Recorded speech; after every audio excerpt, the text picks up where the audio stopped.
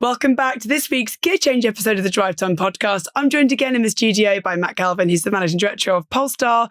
We're going to be diving into some cool innovations and also his playlist of choice. So Matt Galvin, welcome back to this week's Gear Change episode. Thank you.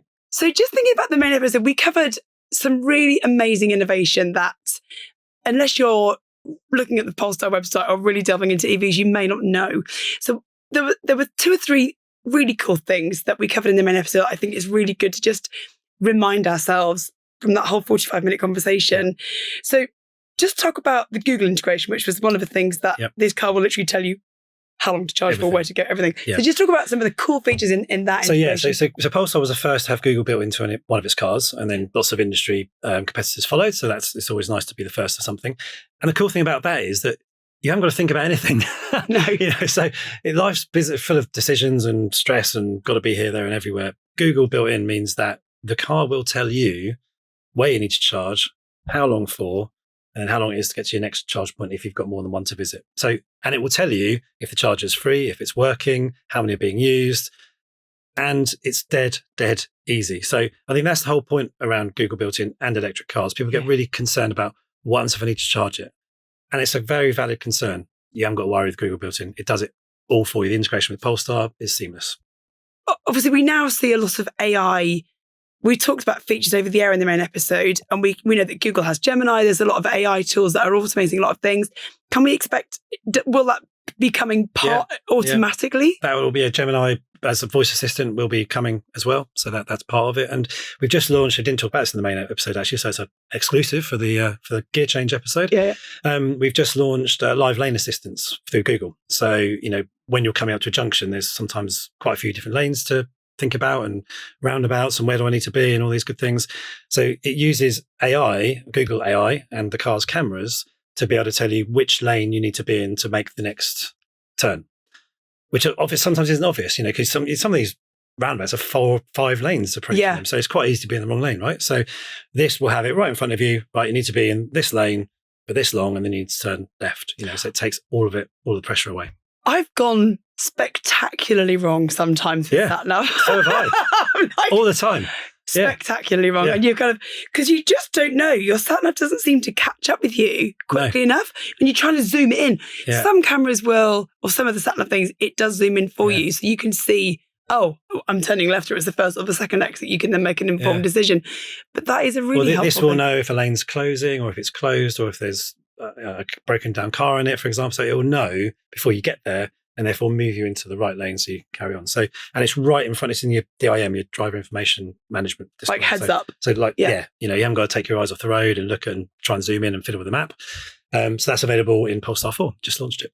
So when you've done the features over the air, how do you inform consumers? Will the Google built-in tell you what's been changed? Because I don't know what goes into my software update. This is something that we had to work on quite hard, to be honest, because it's very good at telling you when you need to do a software update and you've got to press the button and lock your car for half an hour and off you go. But when you come back, you're like, well, what's changed? Yeah. So now when you get back to the car, it will say, oh, this, and this is new. Yeah. You might want to look out for that. So it now tells you. Because you get it with your phone. When it's had a major update, it then gives you a little walkthrough of, and you can now do this with your camera. And you can now use this thing, added functionality. Yeah. Sometimes it's not always brilliant, but actually you kind of go, I liked it the old way. I just got used to it. Yeah, so that's not Google functionality. That's Polestar engineered software that tells you this is what's changed. Great. Yeah. Brilliant. Thank you. And then what was there was something else that we talked about in the main episode. There's so many. There were. Vehicle to load. Vehicle to load was and the we thing. had the rear camera. Yes. And we had Polestar 5 Gran Turismo. Yeah. So the other 3 cool things, I think on the cool wall you had. So let's just go through, I suppose, 1, 2, 3 coolest things. So the coolest thing for the kids out there is that Polestar 5, which is our latest car launch next year, is going to be on Gran Turismo 7, which is super cool. So first EV, I think, to be on a racing simulator game. So that's nice tick. Yeah. Number 2 is vehicle to load, Polestar 3. So using your car as a power source for your house, using off-peak energy, charging your battery in your car, and then deploying that when the peak energy is available for your house. So it makes it more cheaper to run your house, which is great. And the third thing is really a design-led thing. So we decided we'd be the first brand to do away with the rear window in a car. So we did that in Polestar 4, and we've used a really, really high definition 180-degree rear view camera, which makes driving in the dark and the rain so much better than a traditional mirror and a window. Trying to get the thing to demist. Yeah, exactly. So that is, again, cool functionality that people aren't really aware exists. Are Polestar drivers those, you get like, you used to talk about early adopters, those cool people that had the big stereos and like it's like those people. Yeah. So look at me, I'm the epitome of a Polestar. You are the epitome of cool. Yeah. That's the right thing. Yeah. No, so yes, we get lots of early adopters, but actually we're seeing people from all manner of other car brands coming to Polestar, which is good. Lots of Tesla drivers coming to Polestar. So these are people that understand technology, which is great. Yeah. But lots of people that don't, and I think the great thing about our technology is that it's really easy. If I can use it and I'm a Luddite when it comes to that stuff, then anyone can. Anyone can. Yeah. I think what we find now is technology is, because we've been so fortunate, we've now had smartphones for a long time. Yeah.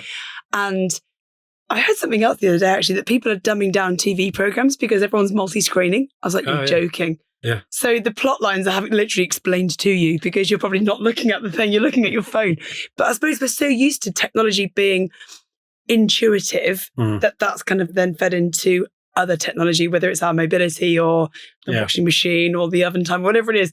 I do quite like to learn how things work. I do read instructions most of the time, or I kind of ask the thing, tell me how this thing works. Yeah. Or if I fixed my own dishwasher using a YouTube video. Oh, no, it's amazing, isn't it? Yeah. It's amazing what you can do with YouTube.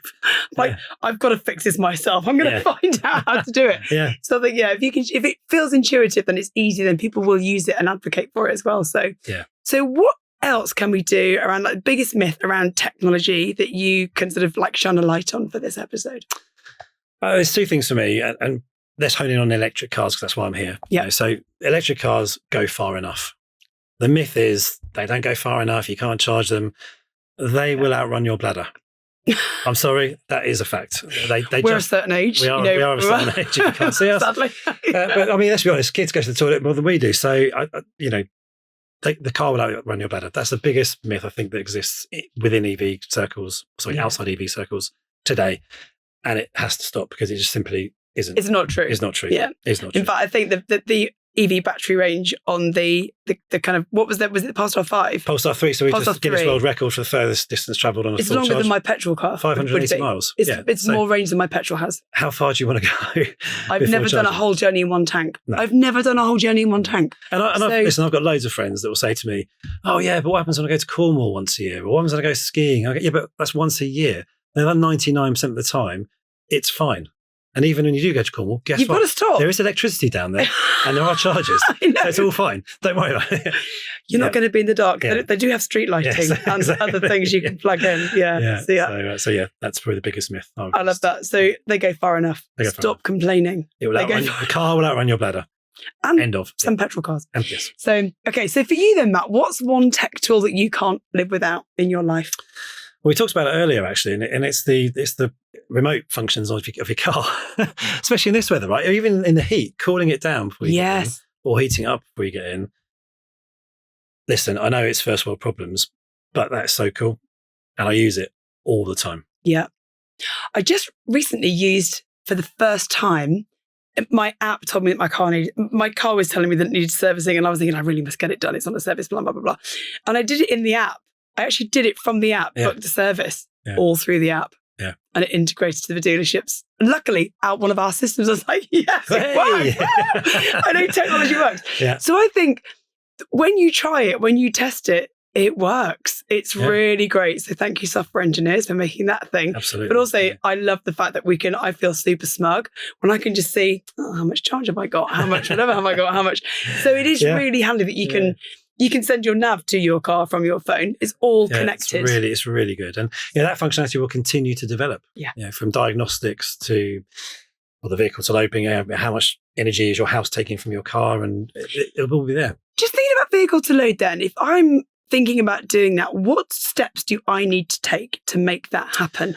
Because I hear a lot about it. Yep. But I don't know how it works. So there's a hardware element to it. You will need a charging box on your house, which is capable of bidirectional charging. That's probably the first thing.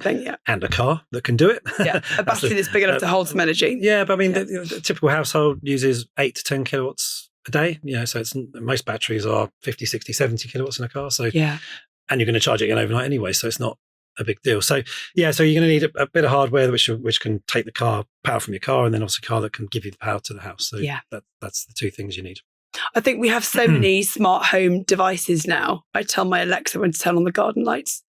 I set a routine. I love it. The kids are like, check this out, and their friends, Alexa, turn on the garden lights. And go, so I've just got like a whole string of lights that come on and go off. Yeah. And now it says it to kind of come on and go off because it's dark now, and the dogs come out, and I haven't got a clue where they've gone. No. Where are they? Like, they're somewhere.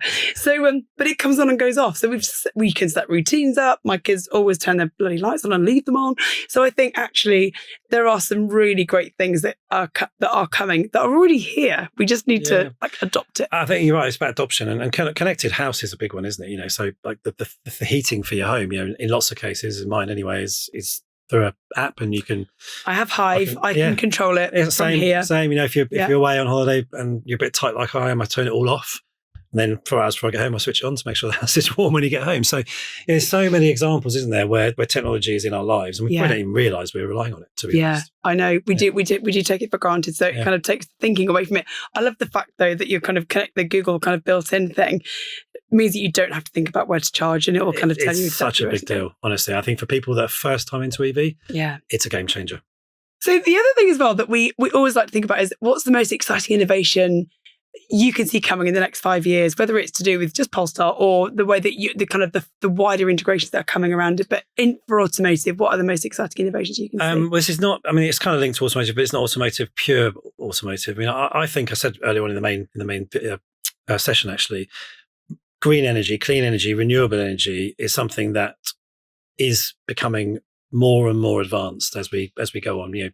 Clean nuclear, for example, is another one. So if we're going to have electric cars and we're going to have AI in our lives, and let's face it, those two things are here to stay, we are going to need more and more and more and more power. So outside of the necessity from it, that's what I'm most excited about, because actually, if we can't fix that, we're kind of a bit snookered, to be honest. So that's for me probably where most exciting innovation is. And I was doing a bit of reading yesterday actually in preparation for this podcast. And the other thing that came out was around the developments around neurodivergent diseases, and how they're using biometrics and genetics to re-engineer the bad cells that create that kind of characteristic and fix you. And when you look at sort of MND, which is something that's a horrible disease, isn't it? Particularly prevalent in ex-rugby players. I'm a big rugby fan, so I follow it quite closely. Those kind of developments in genetics and genetic engineering and neurodivergent sort of control functions are super exciting.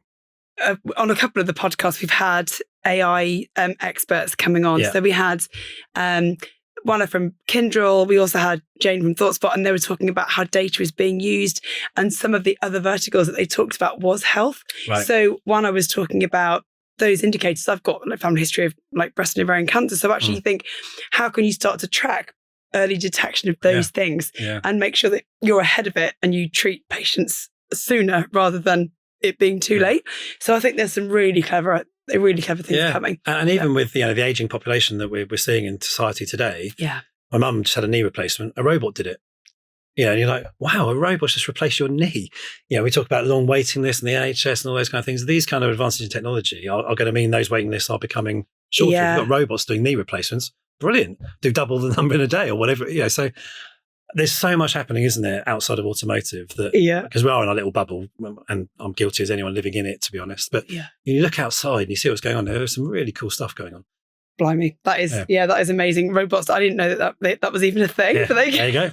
Real world. I suppose it's highly accurate, though. I suppose when you think about precision engineering, robots have been building cars for years. Absolutely, yeah. And, but all your IKEA furniture has been prefabricated and built and, engineered by robots, with a robot. Yeah. It's just the human that's trying to put it together. Or fix it when it goes wrong. Yeah. Like, shit, put that thing the wrong way around. I've got to change it. Yeah. So, really funny. So we always ask a tradition on this podcast about your dream road trip destination. Obviously, you can drive 560 miles an hour in your Polestar. Is it 580? Yeah. So dream road trip destination, Matt, for you, where you can drive to Cornwall on one charge pretty much. But, where would you go? I have two. Of course you can. So Route Napoleon in France down to Monaco. Love to do that. That's nice. That's one of my dream road trips. And then Japan. Yes. So Japan would be, the country's just amazing. I've never been. And seeing it on the road, I think, would be much better than going on a bullet train at 200 miles an hour, although I'd like to do that as well. So I've heard the culture is so wonderful there. A friend of mine went recently and just said it's the most amazing place you'd ever been. But the car culture is big as well. Yeah, massive. Big car culture, and the roads are epic, apparently. So, yeah. So Japan and then the Route Napoleon. Yeah. Okay, so what are you going to listen to? Same track in each country, or would you have a different theme or different playlist for each country? I've got to a middle-aged bore now, so I listen to a load of podcasts. So I'd have some music. I'm a big fan of Tom Grennan. So I'd have some Tom Grennan on. And yeah, podcasts of some description. I love the high performance podcasts, so I listen to those quite a lot. Car Dealer podcast is interesting. Yeah, that's great. Your podcast, great, of course. So I listen to that. So yeah, I'd probably intersperse music and podcast. I love a podcast. I think I tend to do podcasts on a dog walk. Yeah, I kind of have a bit of a few. But you should start raw dogging, because actually I now do it without earphones. Yeah, you can listen to the nature and what's going on around you, and it's really, really good. Yeah, I know. I've heard. Yeah, so you have to kind of do the mindfulness thing. Is you literally have you engage all five senses. Yeah. What can you smell, see? Yeah, exactly. Yeah. It's nice and crunchy at the minute. Yeah. So I've got a puppy as well, so he's hilarious. Yeah. Oh, wow. Good luck with that. Labrador, crazy. Yeah, another one of those. Two of them, bonkers. Yeah. Just we keep finding things that have been chewed around the house. I'm like, okay. Yeah, they do that. Yeah. Great. So really good. So Tom Grennan. Mm-hmm. I don't know Tom Grennan actually. So I'm going to have a listen. Any particular track that you would like to commit to the playlist? Oh, Royal Highness Tom Grennan. Royal Highness Tom Grennan. Okay, we'll add that to the Drivetime podcast playlist. Brilliant. And you can listen to it on your way down the Route Napoleon. Thank you. Or through Japan. Yeah. Put the podcast on the boat train. You have to download it. Brilliant stuff. Matt Galvin, thank you again so much for staying with me for the Gear Change episode. That was brilliant. Thank you again. Thank you, Jacqui. Enjoyed it. Thanks. Thanks again to Matt Galvin for staying with me on this week's Gear Change episode. That was a brilliant conversation. Don't forget, if you're watching on YouTube, give us a like and a follow, and you'll never miss an episode of the Drivetime podcast.